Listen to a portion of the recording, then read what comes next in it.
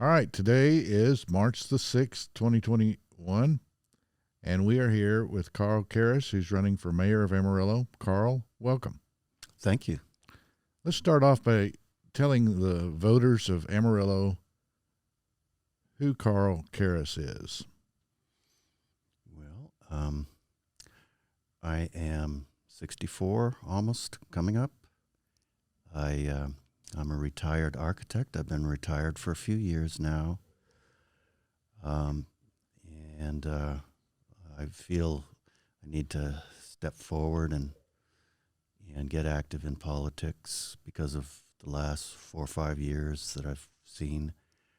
I spent 20 years in New York City, but I actually started out in Canada. I was born in Brandon, Manitoba, Canada, and grew up in Winnipeg mainly, but I spent a year in Glasgow, Scotland, when I was very young. And then my dad was doing some cancer research in New York, so we moved to New York from Glasgow. And I was back in Winnipeg for fourth grade. When I turned 21, my dad moved us to Abilene, Texas, from Winnipeg, and it was quite a culture shock. I bet. So I had my green card for a long time. I was in Abilene for a year. Then I got into UT Austin for my graduate in architecture. And I really didn't like Austin very much. And I wanted to, I think I wanted to do what my dad did, travel the world a little and broaden my experience as an architect. And I took off for New York right after school. But after 20 years there and a wonderful career, the first marriage to a composer, a French composer,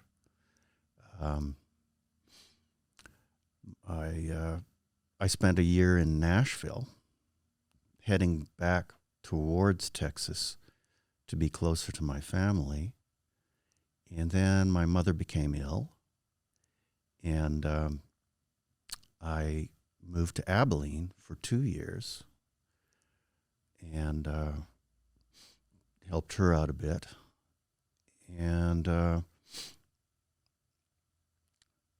I kind of got a little bored with the small town of Abilene and some of the politics there, and didn't agree with me. And I headed out for New Orleans in I guess it was 2003, and I tried to start a business there, but it was a tough town to get a start in. I did pretty well for a little while. Was this an architecture business? Yeah, an architecture firm. Mm-hmm. I could not get licensed there, and I've had the same problem in Texas too. They want you to, for architects, they want you to start from the beginning, even if you've got 20, 25 years experience, you know. Yeah, that didn't And I make a lot had of sense. big, heavy experience, major institutional heavy construction, and so I have not understood that, but I got hit by Katrina. I had to evacuate, and I came back to Texas again, I guess to be closer to my mother. My dad had passed away by that time, and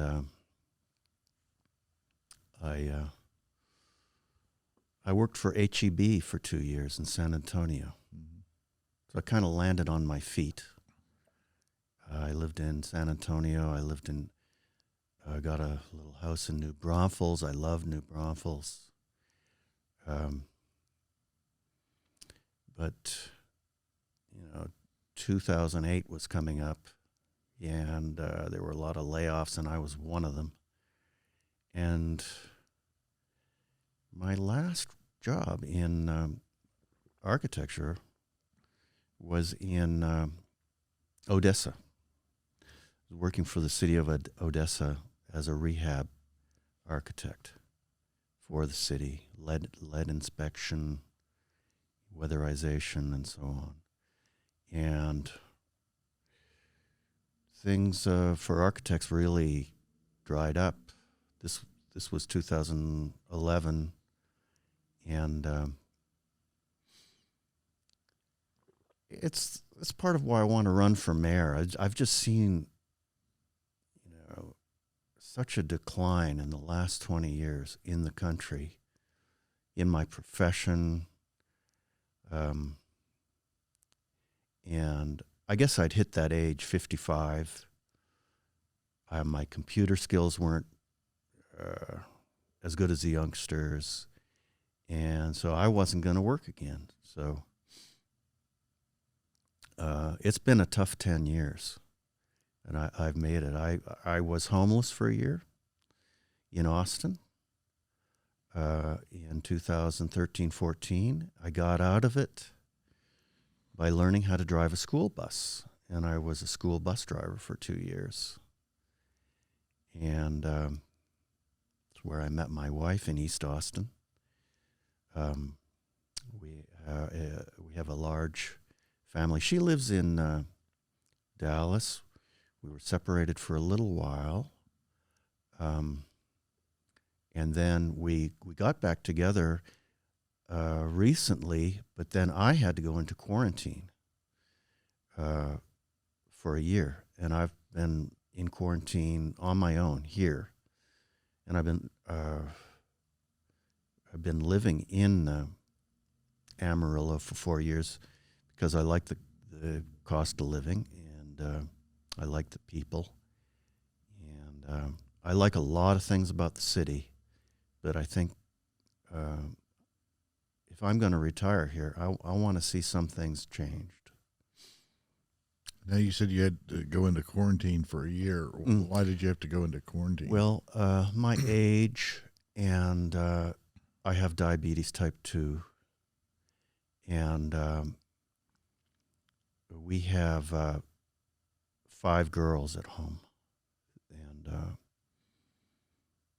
and I was worried that I would spread it to them, or they would spread it to me, which I guess is more likely, COVID. And the distance, and the expense of everything during the COVID kept me from visiting. I think I made one visit in the meantime. But so you said you want to see some things change. What are some of the things you want to see changed in Amarillo? I see a city that's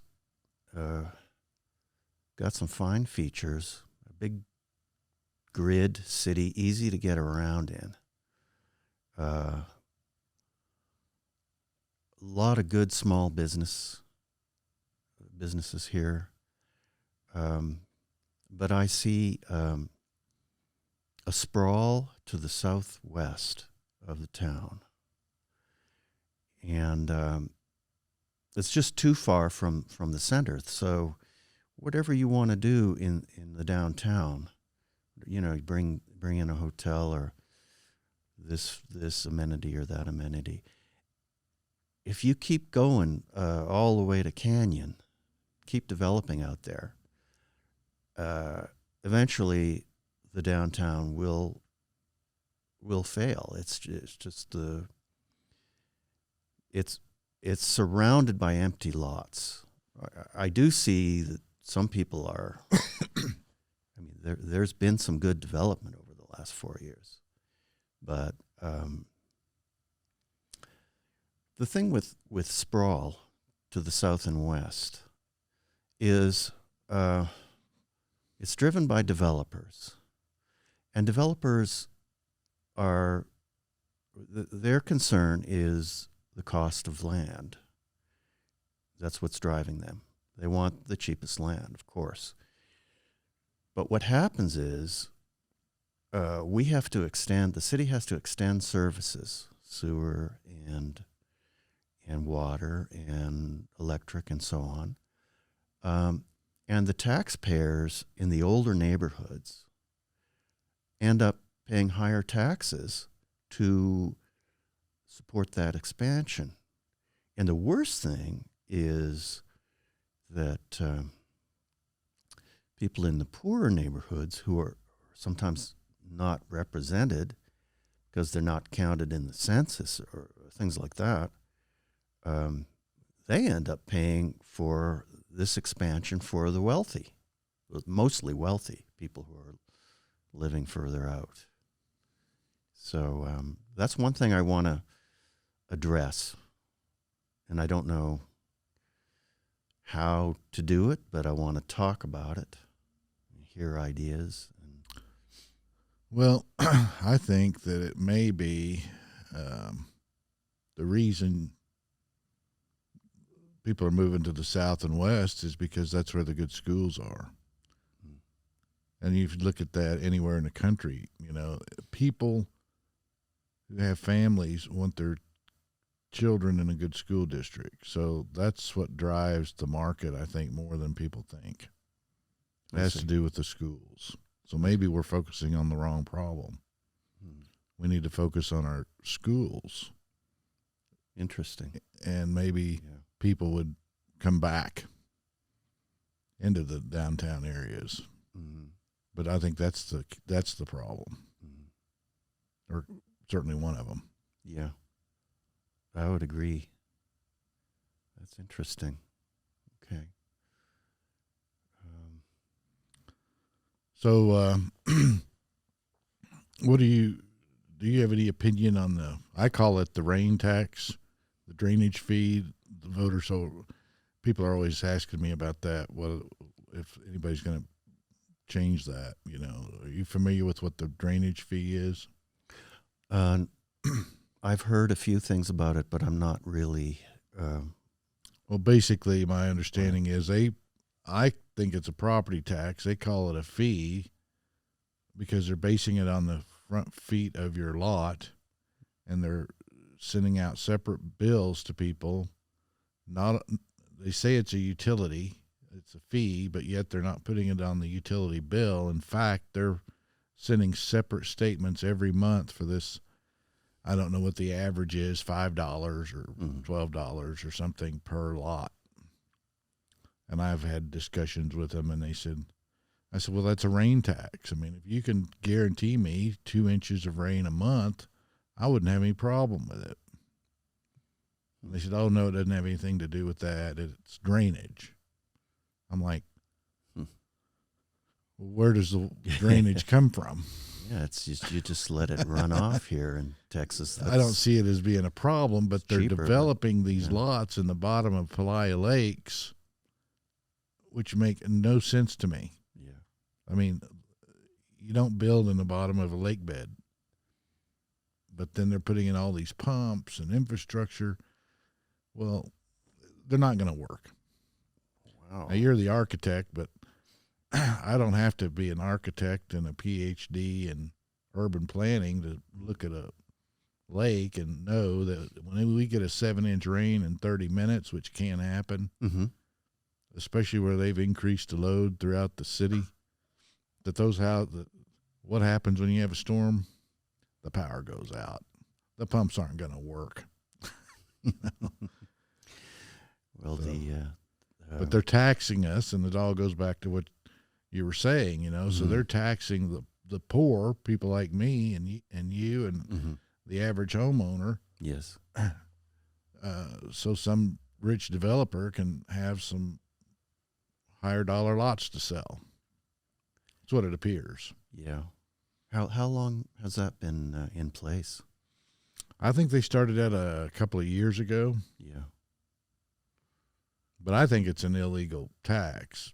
Yeah. I mean, to me, what they should have done, of course, they don't call me up and ask me, but I think if they needed revenue and were honest about it and say, look, we overspent and we need to raise revenue, so we're going to raise trash $5 a month, people wouldn't have had a problem with it. Yeah. But when they come up with this cockamamie fee, Yeah. which to me, anytime somebody uses the word fee, that's a fancy word for tax. Yes. It's a less harsh word, I guess,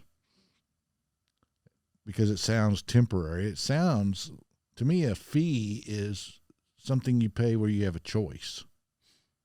You know, if I want to pay a fee to go to a park or some event, that's one thing. But if it's mandatory, it's a tax. I guess that's why with the current city and mayor and council, people have been complaining a lot about a lack of transparency. Maybe it's things like that are part of that. And that might be the good segue into the next. What do you see as the role of the mayor and the city council in our the way we're structured here with a city manager? Well, I worked in Odessa for a little over a year, and there, the city manager seemed to be the one that was running everything. And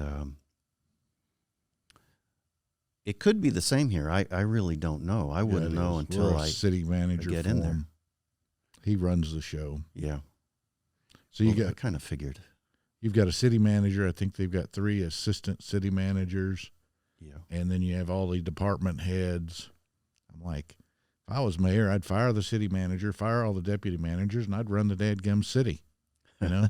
Well, that's what I'd like to do. That's exactly what I'd like to do. But most people that they elect mayor don't have politics. The capacity. Yeah. But I can run everything they've got. Yeah. Fix all their equipment, maintain, run their sewer plant, their water plant, you name it. We can do it all. Yeah. But I think we have too many chiefs and not enough Indians. Maybe. And to me, they ought to pay the people at the bottom more and the people at the top less. I can definitely see that. I had an experience here in the last year. I live in an apartment, and I know there's some really good people in like building services and I've been impressed with the project for the barrio and North Heights and some of the ideas, some of the people I've seen interviewed in city positions from those agencies, really impressive. And I've also heard that they don't make good money here compared to other cities. And I'm sort of with my city experience, my 1 year, I'm a little bit aware of that. So maybe they're overpaid in those other cities. That's possible, but I think there were some good things about the way Odessa was run. City manager, well, I'm not allowed to say anything about that job. City manager was pretty competent. Getting back to this apartment that I'm in, they're renovating it with everybody still in the apartments. So during the pandemic, over the last year, they replaced the staircases, the exterior staircases. And there were about 20 of these things that had to be replaced. They were steel and they were rusting. And, well, they replaced my staircase. It took about 3 days. They didn't inform me. So I was trapped in my place for 3 days. I'm on the 3rd floor. And fortunately, I had food. They got away with this. And it's like, I was just... So I called the building department. They said, well, they've got all their permits, so everything's good. And that's it. Yeah. And it's like, okay, I get the feeling, well, I get the feeling that the people are very good, but they in the city jobs, but they just outgunned or outnumbered or just don't have the power to either that or it's completely corrupt, which I have no idea whether it is or not. Well, you would think that the building owner, if he's responsible, is going to make sure that when they take those old steps out, the other ones are ready to go, and it shouldn't take more than 30 minutes to an hour to have those steps set back in place. I mean, I've replaced steps on a lot of properties I own, and we let the tenants know we're ready to go, and it, within an hour they can go, we're done. Right. If you had the stair all built. Yeah. But what they did is they rebuilt each staircase. In place. Yeah, so that doesn't work. I couldn't get out of my apartment for 3 days. And you'd think they would have informed me at least, at the very least. And then I would say put me that's up in a hotel for a couple of days. I don't know that that's the city's, unless the city owns the property. Mm-hmm. I mean, that's not, I wouldn't think something that they would be involved in. That's kind of the property owner's responsibility. Yeah. So we have to be careful and not want the city to take care of everything. The citizens and the property owners are responsible. So the less we push to the city, the better. But that's I would have picked up the phone and called the property owner. Oh, I did. Yeah. I called them many times, front office, but of course you're probably dealing with a management company and nobody knows who the owner is. Right. Probably lives in New York. No, they live in Fort Worth. Oh, Fort Worth. Which I think this is a larger problem here, is that a lot of owners are in Houston, Dallas. They're not here. You got a lot of apartment complexes here. I mean, you've got a wide range here of homes for rent, apartments for rent, a good variety and a large range, and the prices are lower, and it does attract people. But they're not maintaining these places. They're off somewhere. And especially during the last year, Well, the problem, the way their tax structure's set up, if somebody goes in and improves their property, they'll raise their assessment. Mm-hmm. So if you improve the community, they penalize you. I think that's the dumbest thing I've ever seen. That's what we do. Yeah. I think that's wrong. I think that's really wrong. And that's also, I think, what probably is pushing development further and further out of town. A lot of people have. Well, I've talked to a few builders, and a lot of them indicate that the reason it's going that way is because it just to deal with the city building safety. it takes so long to get anything done. Mm-hmm. So it kills them on the time. They can't. They're paying interest and they have all these expenses. They can't sit around and wait till some bureaucrat decides to sign off on something. Right. So they don't have a sense of urgency, I think, is down there. That's the problem.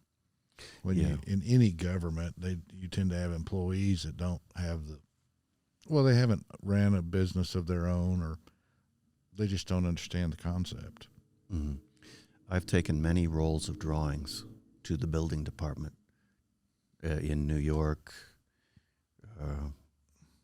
especially, to try and get things approved, and I've run into that same problem, and I think here it's probably too few employees and not paid enough, and we're not finding the best people with the qualifications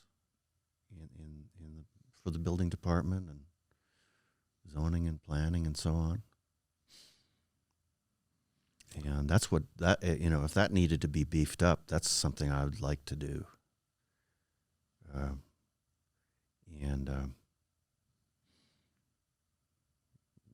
Well, I guess what I lived in Austin from 83 to 94. Mm-hmm. It was a nightmare. I don't know. I always tell people I didn't realize how miserable I was until I left. But they were anti-growth. You had the people there that did not want Austin to grow. Their philosophy was, if we don't build any roads, if we don't put in any infrastructure, it will stay the same. Well, guess what? That didn't work out too well. They've got the worst traffic problem in the United States besides Washington, D.C. It's poor planning. Yep. They could have easily put those in the 70s and 80s, but you can't go east and west in Austin. No. You can't do it. So I know that. I drove a school bus. Well, yeah. Trying to do it. Yeah. Right through the middle of Austin. I was putting on a couple of roofs on some duplexes there off of Breaker Lane right after I came up here. I bought these duplexes and was fixing them up. And some people were wanting to buy them. Mm-hmm. And we ran out of nails, and we needed 3 more bundles of shingles. It's like 4:00 in the afternoon. And they called me, says, "Hey, Dan, can you go?" So I took off, and it was 7:00 when I got back. 3-hour round trip to go like 3 miles. I was stuck on I-35, got off there at St. John's, ran into Home Depot, grabbed my stuff. That took me no time, but then I stood in line for 40 minutes to check out. Oh, my gosh. Then you get back in my truck, and then you're sitting in traffic getting back. It was just crazy. I thought, how in the world could anybody live in such a miserable place? You can't get anything done. Yeah. I don't know. You're in what's becoming a very ritzy neighborhood, along the river there. And you never leave there. Well, yeah, people don't go anywhere. They don't go anywhere. That's right. They go to their office downtown, look out the window, I guess, and then they're stuck in their car for a couple hours. But, they can't go anywhere. Mm. It just takes too much time. But they think it's the center of the universe. So the people that live down there. Yeah. But we'll just let them keep thinking that. I enjoyed living in San Antonio for the 2 years I was there. But that's a city that has a downtown that's just surrounded by nothing. It's just like everything around the downtown it's just and it's so cut up, that city. Yeah. Really, you don't have any neighborhoods. Like, you have some very fine neighborhoods here. Mm-hmm. And you don't have that in Austin's chopped up, and parts of it are too hilly to even walk. Mm-hmm. San Antonio has terrible sprawl and the worst drivers in Texas. Houston, I mean, I do not like going to Houston. Dallas-Fort Worth has some nice, really nice neighborhoods, newer ones, like my family is in McKinney, and I'm going to stay here because I'm just going to do the back and forth thing, and I'm retired, and she's 18 years younger than me, and I'm not really going to bring up 5 young girls they exhaust me. So I have to, it's sort of a part-time thing. Well, do you have any? What do you think about charging for parking downtown? Do you think that makes sense? Well, here's something that nobody talks about, and I don't mean to get off the track of your question, but so much of downtown, the sidewalks are not ADA compliant. They've got that step, and that is a serious issue. Well, I saw one over there. I thought, this is the most hilarious thing. I should have taken a picture of it. But they put the wheelchair ramp in. I think is it over there somewhere, Lincoln or Johnson or somewhere over there. And I think it was off 10th. And there's a light pole right in the center of the sidewalk. Ramp. So now they've got a ramp. Well, how are you going to go through the light pole? Yeah. I mean, it just makes talk about a waste of money. Yeah. I mean, you should have just left it alone. But that didn't do any. You Right. didn't improve it. Right. A guy in a wheelchair is not going to be able to go through there. People are not they're not addressing that problem as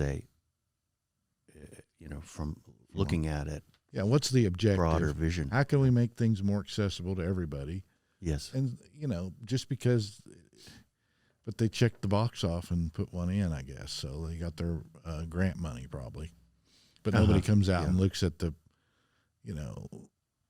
concept of what we're trying to do here. And maybe some places it's not practical to put them in. Well, somebody's not inspecting properly.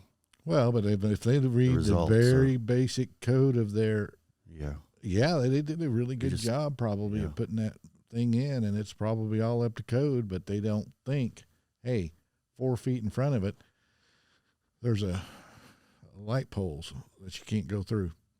So to get back to your parking question, I really don't know. I keep hearing this, that it's an issue. Well, I think you have to understand the people that you're dealing with. Yeah. We are West Texas. We are not going to pay to park. Mm-hmm. It's another fee, another tax. Yes. And so about the time they get downtown humming and start getting businesses to come in, then they throw parking fees on there, and then everybody quits going. I mean, it just doesn't make any sense. We don't have a parking problem downtown. They've got a parking garage. If you want to park in a parking garage, pay to park. Some people will. If they're from New York and places, they're used to that, and it doesn't bother them. But people here have a different mentality. Yes. Yes. First of all, they have to drive right up to the door of where they're going. Mm-hmm. Or if they can't park without paying, they're just not going. That's my thought. And I don't know if anybody's looked at what it's costing them because they've got a full-time person driving around in a vehicle and writing tickets, and unless they're shaking people down for a lot of money, I would think it's probably costing them more than what they're bringing in. And then, of course, they use this smartphone app. I have an unpaid parking ticket. I'm not going to pay it. I think the first day that they started, I can't figure that out. I got a ticket. Well, there's no not meter, even able to use right? it. So you have to download this app and pay with a credit card. Well, there's a lot of people in Amarillo that still don't use smartphones. I know. I mean, it's not. I just think the whole you shouldn't thing makes have no to. sense. Shouldn't have to. Yeah. So the city should be there to serve us, not to shake us down for every little fee they can figure out. So is it fair if you have a business downtown on Polk, your customers have to pay to park, but if you go southwest off of Soncy and put your businesses in a strip center, your patrons don't have to pay to park? Is that fair? No, Aren't you penalizing So that's the another people? thing that's driving development away from That's right. downtown. It's So all this the place has no center, no heart, no. And by that I mean, what's a place here that everyone from every neighborhood would think, oh, that's the heart of Amarillo. I haven't been able to find that. And I've done some walking and photographing. I've walked all over the town in the time I've been here. Well, to me, if they wanted to really kick down, to me, it's pretty simple. There's a lot of vacant property downtown, a lot of vacant lots. Yes. But they all want to go over to the east side and build all this fancy stuff, which most of us that use downtown don't really think of that necessarily being downtown, Right. I think the average voter thinks of downtown more as a, like between Georgia to the tracks on the east side, Or Georgia. and on the north, Yeah. and I-40 on the south. I mean, it's kind of a big geographic area in people's mind. Yeah. But they're focusing on one little area. But to me, if you really wanted to get economic activity going, you take multiple square blocks and give it to Texas Tech. Yeah, that's a great idea. Or somebody that wants, because they want to come here. They've been coming here, so they push them off over there off Soncy. We can't figure out. I would have given them the property downtown. Then you have all the medical, all that activity going on during the day where you have real people with real jobs in the downtown area, Yes. which would make the businesses around it blossom. Exactly. That's the kind of thing that I want to do. And part of that is we have the train tracks and the train yard, and that's cutting off the east side from the downtown, and it's cutting off the north side, North Heights from the downtown, and I think it's time that was moved. It might take. I don't know how that's going to happen.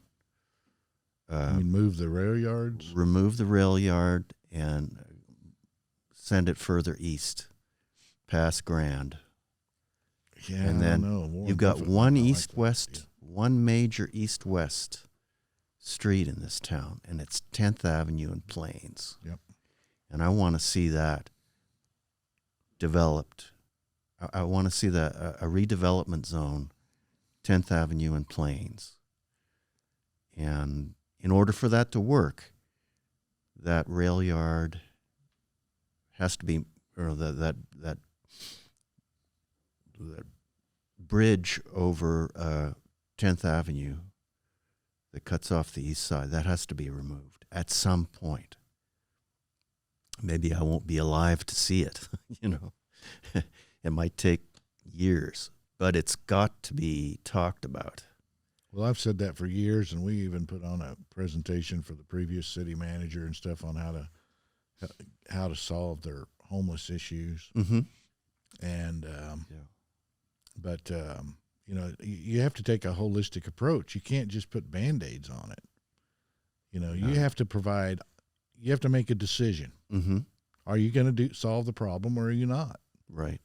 Do you want to just keep getting grants and money from the government and count how many homeless, so all these groups get money and they're all counting the same ones 2 or 3 times, you know? Yeah.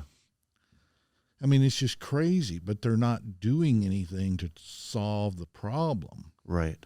Which means you have to have a safe harbor. You have to provide the full range of services for those people, whether it's mental health, drug addiction, alcohol addiction, all the different things that are Mm-hmm. enable those people to not be homeless. You have to decide whether you're going to fix them or not.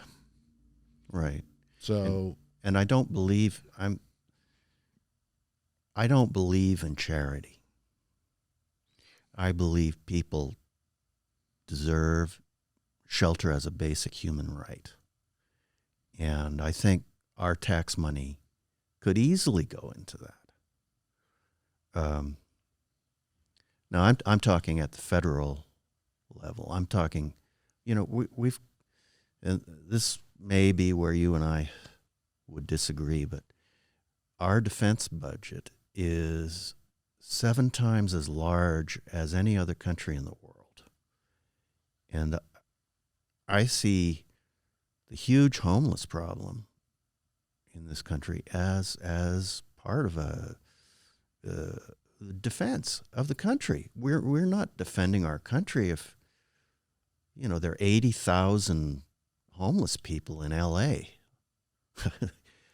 in the downtown area. I mean, what are we doing? It's just, well, and we have to a lot of these people. I don't believe in charity anyways. Yeah, well, people should be given an incentive to work, and Yeah. let them take care of themselves. But a lot of it stems from, you know, mental health issues. Mm. And the state of Texas shut down all their mental health facilities years ago. During the Reagan. Well, it was era. Ann Richards is the one that did it. Really? Yeah. Huh. It was Ann Richards. She was the governor then and Yeah. shut down the state to save money. The state was having a big boy. money problem back then, and I think John Sharp was the comptroller, and basically the way they did it is they just didn't pay any of their bills. Oh, great. Reminds me of somebody who was recently on the scene. But it worked out for them, but they just threw these people out on the street. Mm-hmm. And It's I don't think terrible. that's probably the best solution. No. You know, there are people that don't have the capacity to take care of themselves, and that's where the responsibility is of government and the local communities to help those people. But you don't do it in a way that creates more. So you have to be fairly tough and fairly direct with how you handle it, because Right. It's a very difficult thing to balance. Yeah. I think Austin does better with addressing the mental health thing. I mean, I know from direct experience. I think there. everybody in Austin's nuts, so I don't know how they would figure out which ones was more nutty. There's a lot of truth. But there's there. a lot of homeless people down there. Last time I was down there, it's been a year probably, Mm-hmm. but they were everywhere. Mm-hmm. Big camp under I-35 and 7th. They're right across from the police station. I spent a lot of time there. But they have, But the military has a lot of tents, yeah. so they're housing a lot of people. Mm-hmm. It could be So- done. Yeah. If they want to live in tents, let them get some decent tents Yeah. and put them in there. Well, But then I think they need to process those people. They need to evaluate them and help them go. But they have to follow the rules. And what the problem you have is you always have people that don't want to follow the rules, and those people you have to get extremely tough with. You don't let them dictate. I think a lot of it is a kind of a movement out there of chaos, and that's how they are, and that's what they want, and they want chaos, and they're not going to follow any rule.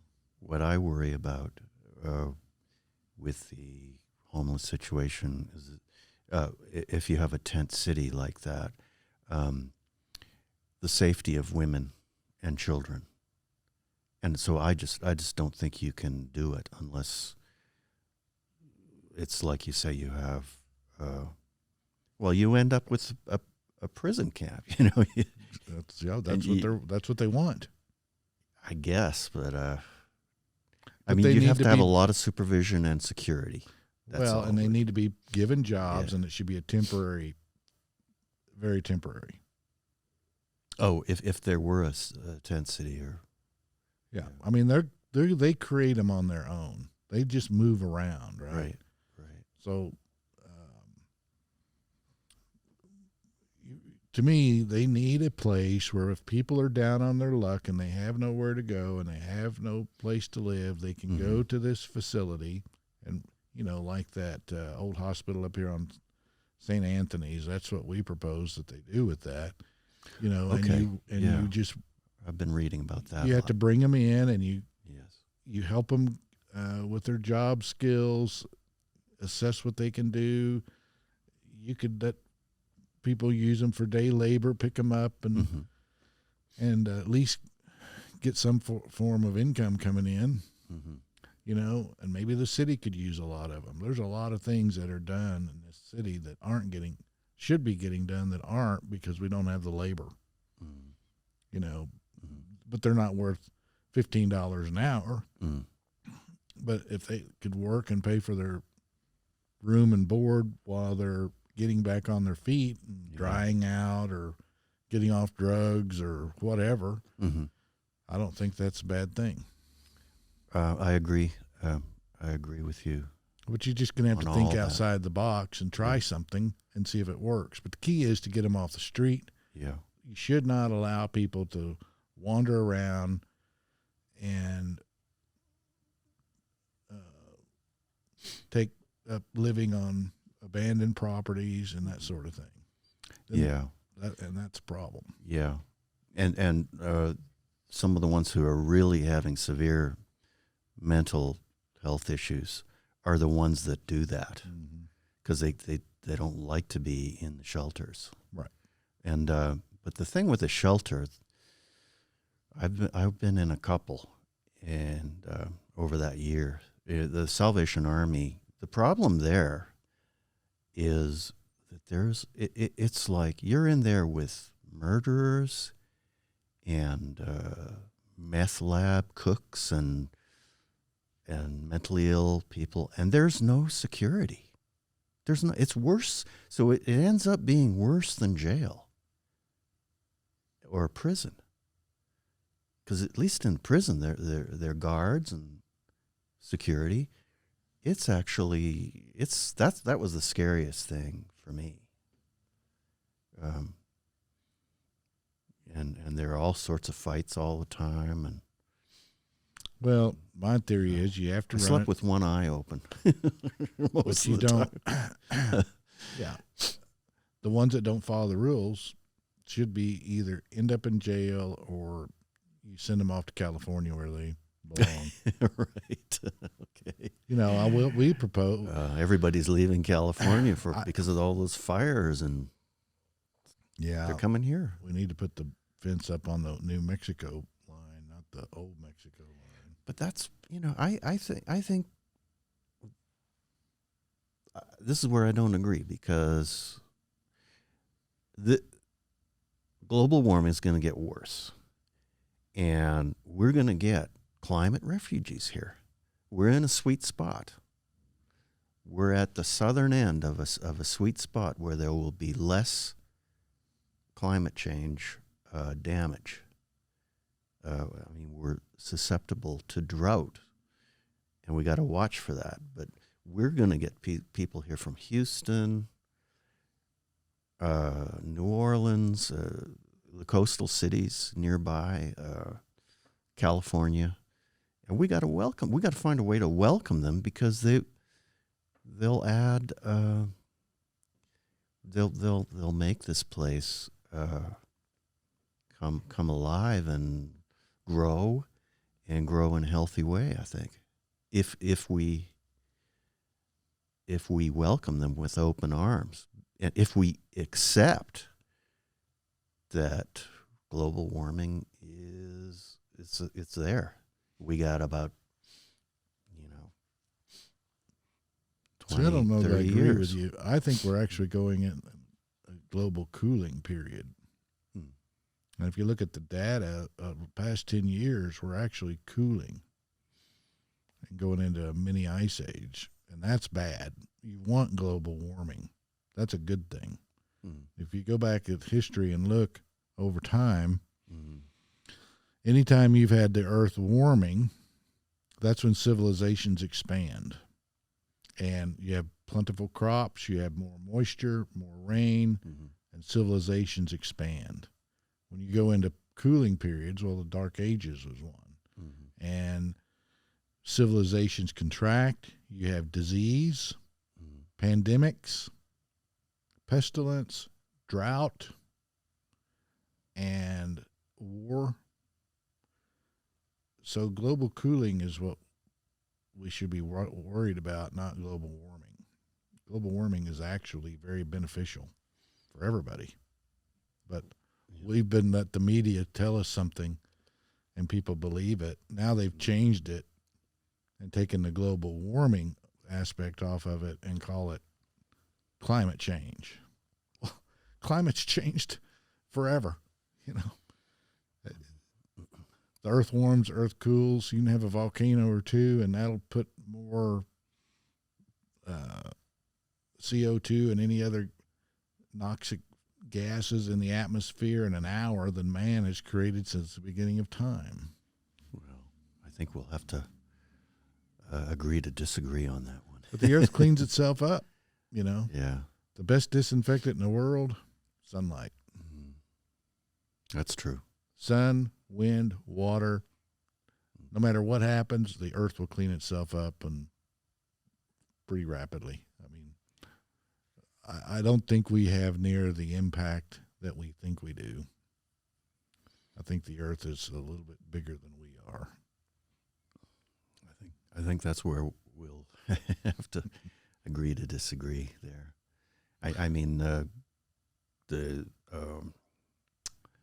rise of the sea level is definitely something that's happening, and number of hurricanes increasing, and but whenever they say fires. that, they say, "Oh, this is the largest number of hurricanes we've had since 1874." I know it's so that means before then we had more. Yeah, you're right. There is deceptive reporting on. It bothers me too. We've only been keeping records in some cases for 100 years. 100 years. Yeah, I think. But we'll see how it all shakes out. Mm-hmm. Well, what else do you want to tell the voters about why they should choose you over your opponents? Well, I guess the experience with urban issues and living in the various cities I have and studying them, having studied cities in Europe, in Italy and France. But why me? I hear they have a good dental plan. I mean, it's a nice job. And I don't think the mayor doesn't get paid, do they? I don't think they. I think they're I think salary. it's a volunteer position. That's my understanding. Okay. That might change your mind. Huh? Yeah, it might. I think they get paid $10 a week. I know the council does. I don't know. Okay. I don't know why. I've never thought about that. But my understanding was that the mayor is not paid. A pro bono thing. Okay. I think you get $10 a meeting or something. Okay. Well, I better not make any big plans. No, don't go out and order your Lamborghini. Right. At least till after the election.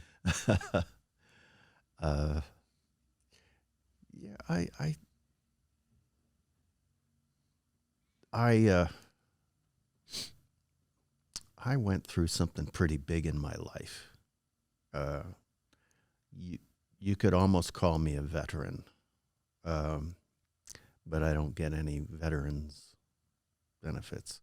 I worked on a project in Lower Manhattan for 4 years, and I ran large teams, 15, 20 architects, and I had 15, 20 different consultants that I was talking to. And I was, in my 40s, I was at my absolute peak. I was under a lot of pressure, and I did a great job. I was working for one of the best architecture firms in the country, doing this, renovating a 16-story building near the World Trade Center. And I had an office on the site when I was construction architect for a couple of years on the project. And it was a city project, and it ran for, it took 10 years, and it was about 6 weeks from opening. I put my heart and soul into this project, and building number 7 fell on it and destroyed it. And I have never really been the same. I had PTSD after that, pretty bad for some years. And but I know from that project that, and I don't want to jinx the city, with all my bad luck, Hurricane Katrina and 9/11. But I know what I'm capable of, and I would like to bring some of that, and here's a position, I haven't been able to get a job in architecture for 10 years because of my age and because of ageism and a lot of other things. But here's an opportunity for me, and I'd like to bring that and offer it, this broad kind of vision that I think I have, maybe broader than a lot of Texans, and I've come to really love Texas over the time the 20 years I've lived here, and since I started out in Abilene. So where do you see Amarillo? I want to say 10 years from now. Well, the climate refugees are coming. We're going to grow. We're in the sweet spot. We're going to have to, industries here are going to have to change. Some of these big corporations are coming in, like Amazon. Dealing with Amazon is like dealing with another country. I mean, what we had to give them to bring them in here, just for. I mean, it's great. The jobs are great. They picked a good site, I think. But we're going to get more of that coming in here, because you would think Amarillo would be the distribution capital of the world. It's right in the middle of everything. But they keep pushing everything away. They push tech away, shoved them to Lubbock. They wanted to be in Amarillo originally. Really? I They- didn't know that. Yeah, but they're still coming. They're building out here in the west part of town. But why wouldn't Yeah. you enhance that? Yeah. But that big distribution center, that Walmart distribution center, they pushed it off to Plainview. They wanted to come to Amarillo. I don't understand the logic of our. And it's not the current council that's done those things, but the culture in Amarillo has been, I think, kind of like it was in Austin. They want to keep. They think that they can keep the town small, but that just doesn't work. Nature has a way. Oh no, that's not. You gonna can either happen. control it, you can control your growth and do it smart, or it'll run right over the top of you and you got a mess. And that's what's happening already. Yeah. Yeah. I agree. Totally. Yeah. So if the water levels all rise and put Houston and Florida underwater, they'll all be moving to Amarillo. Yeah. I guess we need to figure out where that water line's going to be, and we need to pick up that property, and we'll have beachfront property then. That if we don't control the temperature change, and I mean, it has risen by a couple of degrees in this century already, and it's going up. And we don't know where that water line's going to be, and it's the chunks of Antarctica and the the North Pole are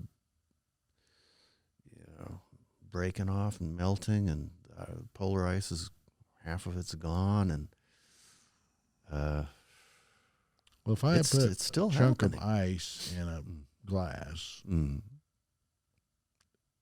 isn't that ice going to displace the same amount of water that is in the cube? So if it melts, it's not going to run over, right?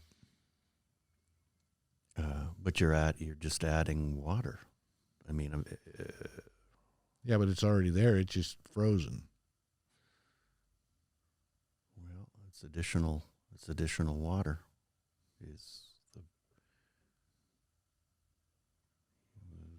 Well, Florida's going to be frozen is what 3 feet above sea level. That's right. Florida's the one we really Manhattan. They started talking about this in Manhattan 20 years ago. Well, maybe all They were those worried about it. skyscrapers that they're putting up there are It's sinking it.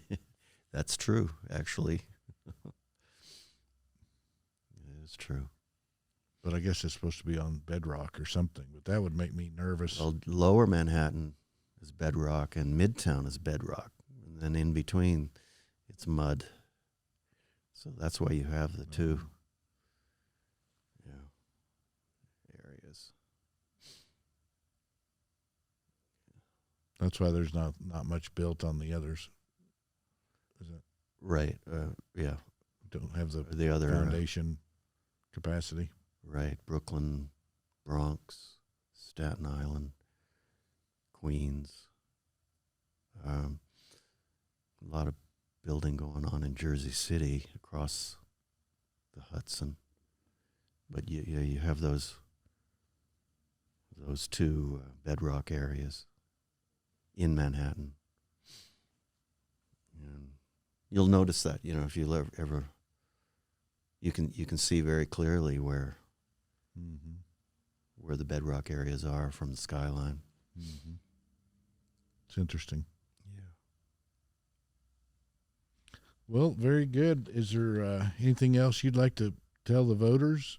And also, do you have a website people can go to? I have an Instagram and a Facebook, which is more personal, family.